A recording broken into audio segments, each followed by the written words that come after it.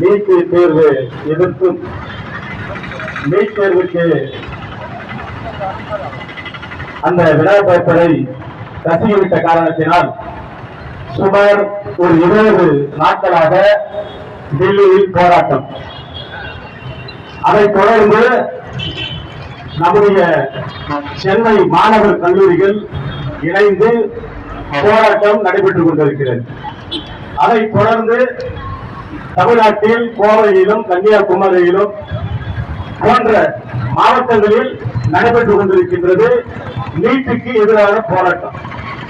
என்ன காஞ்சிபுரத்தில் நடத்தல, மக்கள் மன்றம் இருக்கிறத நடத்துவாங்க. கண்டிப்பா நான் மனசுல அப்படியே எண்ணியில் வர சொல்லும்.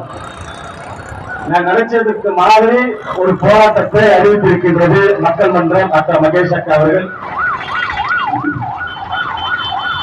அண்ணன் விடுதலை சிறுத்தைகளுடைய செயலாளர் அண்ணன் அலுவலகம் அவர்கள், விடுதலை சிறுத்தைகளுடைய முன்னணி நிர்வாகி பாசறை அண்ணன் அவர்கள், உங்கள் அனைவருக்கும் என்னுடைய முதற்கண் வணக்கத்தை தெரிவித்துக் கொள்ள கடமைப்பட்டிருக்கின்றேன். எங்க அமர்ந்திருக்கின்ற மாணவர்கள், நாங்கெல்லாம் படிக்க கூடாதா?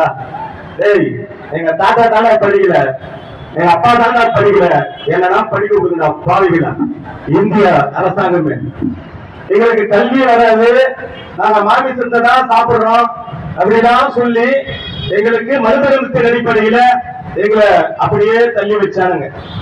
அம்பேத்கர் ஒரு மனிதர் இந்தியாவில் இருப்பதல்ல, அந்த மனிதர் சட்டத்தின் மூலமாக எங்களுக்கு கல்வியும் ஏற்படுத்தி தந்தார்.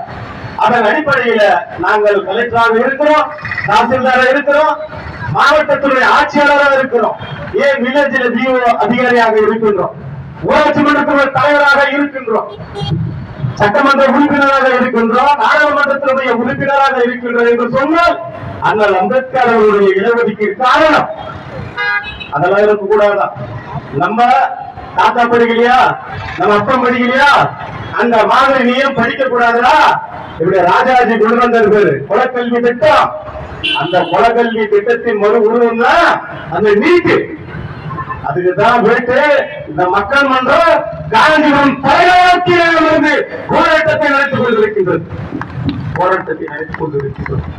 வள்ளிங்க, நான் ஒரு டிகிரி படிச்சிருக்கிறேன், ஒரு வழக்கறிஞராக படிப்பதற்கு முயற்சி எடுத்துக் கொண்டிருக்கிறேன்.